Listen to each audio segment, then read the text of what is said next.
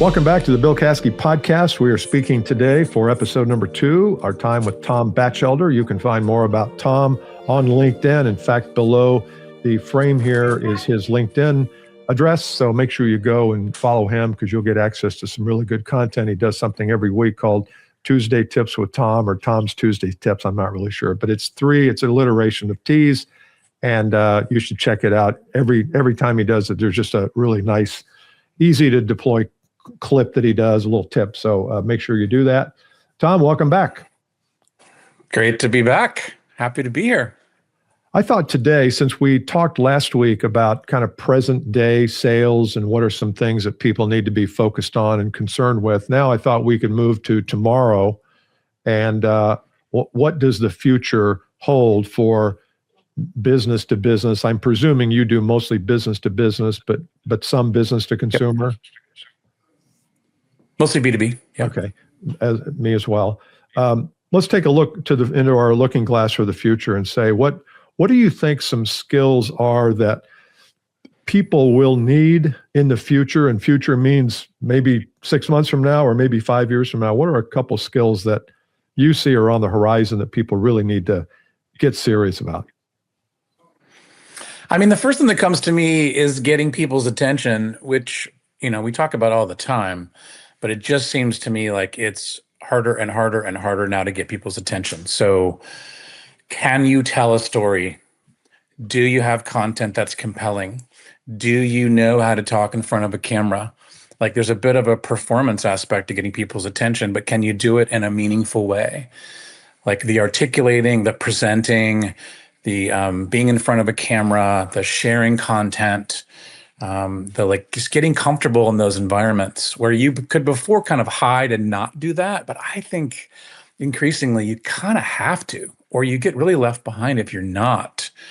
And so creating content that is creative and interesting and dynamic and human and useful on camera, especially, more important than ever, and will just become more and more important. Totally agree. I made a list of yours and a list of mine, and our number ones are exactly the same. And that is using digital technology, let's just say video, to clearly communicate your message. Not in 20 minutes where the person has to feel like they're putting a jigsaw puzzle together to figure out what you're saying, but clear, concise, compelling communication. See, there I go with my alliteration. And yet I think we're not born with that. And a lot of times salespeople, they say, well, she's really good. She's got the gift of gab. Well, the gift of gab probably means you just talk too much. you talk too much and say nothing, or you talk for 10 minutes when 1 minute would do if you were clear, concise, and compelling about it. So I totally agree that the platform of communication will move from face-to-face, which it was 10 years ago, to digital, which is where someone will see your video online and they'll say, man, I really like the way Tom portrays this. I need to talk to him. And that's not just for coaches. I think that's for everybody. I totally agree. Can I add one more thing to that? Sure. Yeah. First of all, just to reiterate, I think the concise thing is really hard, and that's the most important, right? So like my videos are 2 minutes, and my first book was 250 pages, and the most recent is 100 pages. And being concise, a really useful skill to like break it down, boil it down, and that just takes practice. The second thing I would say, just to add to that too, is because we're all communicating now through screens, being able to create a level of warmth and connection and humanity and trust and safety through a computer screen is essential. And it's very hard. It's much harder when you're in the room. When you're in the room, oh yeah, when I'm in the room, I can do the whole thing. People are like, well, when I'm on that screen and there's a bunch of different people. So like how to master screen, computer-based communication, making a connection, being human, making everybody feel safe, warming it up. That's also a very important skill that most people have not yet mastered. I've got a name for it. You just gave it to me. This is another book you can write. I gave Tom an assignment last. Have you written that book yet, by the way? Not yet. Okay. Screen trust. It's easy when you're face to face. Screen trust. The screen could be video, could even be a podcast, or it could be Zoom or Teams or whatever. It's how do you build trust over the screen, which sounds like it's the same, but I agree with you. I think it's very different. Very different. Can I give you one little screen trust tip that I got from the neuromarketing guys? Yeah. So these guys wrote a book called Neuromarketing, and they're all about the reptilian brain. I do a lot of stuff about that. And they said on screen in particular, initially, if you show your hands, I just wrote that down. Brain, I just wrote that down. Hands? Oh, you did. Hands. Go ahead. Yeah. Keep going. Sorry. Show your hands. It's like, I'm not a threat. And it seems weird, but it's like there's something about it that like calms people down. Showing your hands. I mean, maybe not all the time, but like a little bit of hand showing actually is really useful if you're not being weird about it. And most people don't know about that and don't do it. That's so good. I've heard that too. I heard that a couple of years ago, and yet a lot of times when people are Zoom, I mean, we can see the cracks in their skin because they're so close to the camera. Mm-hmm. I think some of that comes from wanting the camera to be close because the onboard mic will pick you up better than if it's 3 feet away, which the obvious solution there is get a damn microphone so that you can pull focus a little bit and let the hands, let the body show. I totally agree. That's great. That's great. Yeah. And I think that's even more important under the category of screen trust when AI slop will be everywhere. And so your ability to be authentically you and have safety and creating the environment, whether people can, whether when they see they can trust you, is going to be even bigger today than it was a year ago, because there's so many people who rely on AI crap, and people are going to be, there's a lady on Twitter that I follow, and she writes something every day, and every day it's really well thought out. And after about a week of reading this, I'm like, I don't know if she's producing these every day, sometimes twice a day.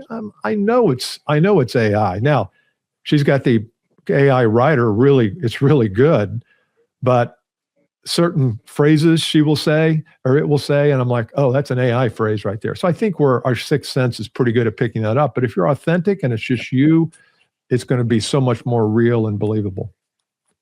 That's right. All right. So that's one. So a couple skills here. Is there another skill that you feel is going to be vital for the future? And it could be something you need now, but something it may be even more important in the future than it is now. I mean, one of the things that I'm also just working with myself and a lot of others around is are the AI tools, and the AI, writing tools in particular, is how to leverage AI to help us write to clients and prospects, but how to not have it seem like AI. And so I think everyone's generically using AI to do a bunch of stuff, and it's not great. AI is like ChatGPT is not an awesome writer. And so if you want to be a really good writer, you can use it for some stuff, but how to use AI as a tool to help, but not as a crutch. Yeah. And just being really careful about how we're using AI. I'm finding a lot of people using AI to kind of just tell them what they want to hear, which is like, oh, you're doing great. It's very good at that. It's very good. It's like being very nice. One of my friends is like, oh, she's so nice to me. I'm like, who? He's like, ChatGPT. She's so encouraging. I'm like, okay. So anyway, I think that's one of the things. And I'm building this AI tool, and I'm like terrified of it. But I'm like, okay, well, let's see what this is about. And can I create a version of, how Tom writes, a message for a stalled deal situation? And is it different than what ChatGPT would do? And the answer is yes, but it's very subtle. And so how to use AI to help us, but not use it as a crutch is something that I'm kind of worried about and intrigued about. I totally agree. It can very quickly become a crutch, and a friendly crutch, because it's always complimenting you on ideas. Oh, that's a swell idea, Bill. Really? Is it? I never know what they're trying to get out of me by the compliments, but sometimes it does feel good. Like, I hate that, but secretly kind of like that. Right. I like my idea. Yeah. I have a client who records all of his sales conversations, first call, second call, third call, because everything's on Zoom. He gets them transcribed through Zoom, and then he puts them into his AI. He uses Claude, or Claude, how you call it, Claude, which is a pretty good writer. I found that Claude's a better writer than ChatGPT.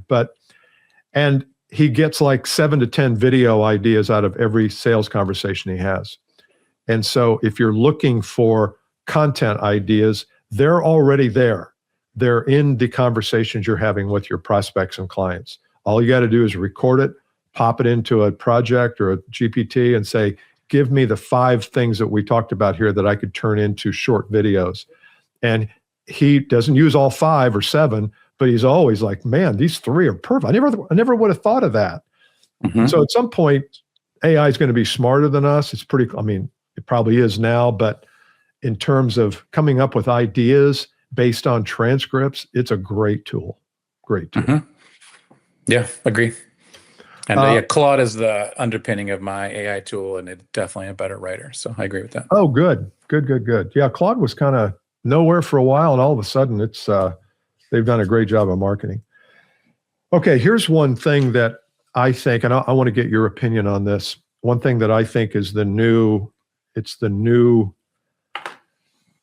vista of training, and that is, and you've heard me talk about it before, but that is what I call the leverage effect. And the leverage effect is are you leveraging your assets and your value and your wisdom and your talent and your frameworks and all the things that you have? You don't have to go out and get new stuff. You've already got it. You're sitting on this mountain of assets that you don't use. I'm not talking about you, but people typically don't use. And I'm not sure sales training is really the thing of the future. I mean, I feel like if you would just package your assets, use them, maybe it's a framework that you can shoot a video around. Maybe it's past clients who love you. Are you leveraging those, or are they nowhere to be found on your webpage or LinkedIn page? And I think we're all sitting on this mountain, but we don't think of them as leverageable assets, and therefore we don't deploy them. Like I just talked about, every sales conversation you have with a client is an asset that can be packaged and repackaged and shaped into something that could really generate new business for you. What do you think about the use of leverage or the underuse of leverage in organizations? I mean, I like the idea of kind of the difference between sales coaching and sales training and what the future is. For me, the future is all about coaching versus training, and coaching over a period of time. Accountability coaching, advising, real-time deal coaching, like being with someone over a period of time to create real sustainable change, and or just a platform to remind them to use their assets. They already have all the stuff. They already know what to do. They already have all the people they can ask for referrals and introductions and all the content they already have all the stuff, to your point. All it is about focusing, committing, doing it, and then doing it well. And so for me, it's about really coaching over time, advising and coaching over time to create sustainable change. Like the one time, 1 day workshop, seminar, fine for an idea, but I think that'll just continue to go away and go away and go away. So yeah, I fundamentally agree with you. There's one more thing that I was a little bit of a tangent, but I can wait on that tangent if you had something you wanted to add to that. Tangent on. Well, one of the tangents, so when you talk about leverage, so one of my things with leverage, especially in professional services, B2B organizations, is leveraging their time and energy. And so it's like, oh, well, I don't have time to put together those assets, to put together that video, or to ask for referrals because I'm too busy.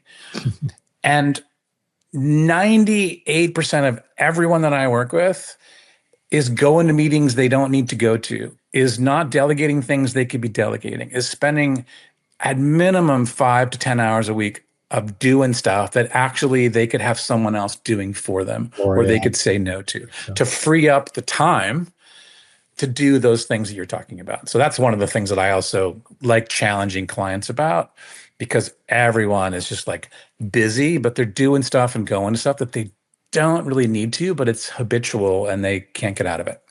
That's so good.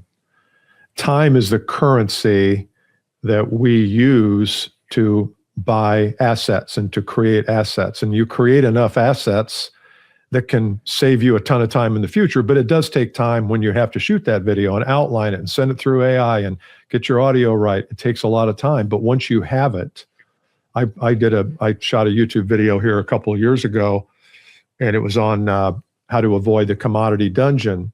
And I bet I've written $500,000 of coaching and training and keynote business just from that one video. And I bet if you looked at it today, probably doesn't have more than a couple thousand views on YouTube, but it's the right message for the right kind of person. And it took me 3 or 4 hours to shoot that video, to outline it and think through it and get my hair right, get my outfits right. No, I didn't worry about that. But it does take time. But you have to assume when you're spending that time that I'm going to spend time creating an asset that's going to work for me in the future, whether it's a book, your videos on LinkedIn. Okay, we're talking to Tom Batchelder today. You can find out more about Tom at the link underneath the video here on the screen. And also you can go to selling180.com. Tom, as we close up today, do you have any final words of wisdom for sales professionals, business owners who are listening today about how to break through to the next level? Take 100% responsibility for what's happening and not happening. Focus on what's in your control. There's a bunch of excuses all the time in all the ways. And there's a bunch of things that all of us know. We know what to do. We know what to take responsibility for. We know what we need to do that we're not doing. And so just find these days, I've been reminding myself to take 100% responsibility for what's going on for me and to not blame anyone outside myself. Yeah, that's good. That in and of itself was worth all this, because we forget about that. And then we get more concerned with things that we can't control, like world economic crisis or political discussions. And, if we take more responsibility for how we see the world and how we see our world, we'll do a lot better. My last tip is use what you have to get what you want. And you already have it. Like Tom said, we're sitting on it. We have it. We have the time. How will you use the time? Steve Jobs had 24 hours a day and 144 hours a week and whatever. And you have the same. What are you creating? What am I creating? And I'm not saying be like Steve Jobs, but it's remarkable when you look at what people can accomplish with the same number of hours that we have, and we end up watching 3 hours of Breaking Bad. So we're not going to do that anymore. All right. I did watch something the other day that I thought was fascinating. Yeah. Alex Honnold, the climbing the building? Scaled in Taipei. I was going to watch a little bit. I mean, I knew what happened. It was on Netflix. It was live. And I saw on Twitter, people were saying it was the most compelling live event they've ever seen. And I got sucked into it last night. We watched all hour and a half of it. It was really good. It's really good. A part of what I loved about, he was talking about, like, everyone's like, don't you get nervous? And he's like, well, I've done this thing 100 times.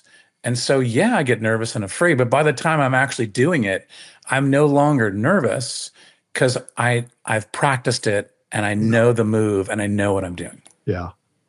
And when he's making the move, like, making the move to the next floor, he has total intention. Then when he gets up there, he'll wave to people and wave down. But when he starts that move, he's not waving to people. I mean, he is focused on every step. And I noticed that his hands and feet were rarely far from solid concrete. I mean, it wasn't like he was swinging his arm. I mean, they were, and he would get connected and probably make sure those things were tight. And it was really good. If you haven't watched it, it's on Netflix. Tommy, it was great talking with you again, and we'll do this again maybe sometime later in the year. Thank you for your time. Awesome interview and great tips. Thanks, man. See you. Thanks, Bill.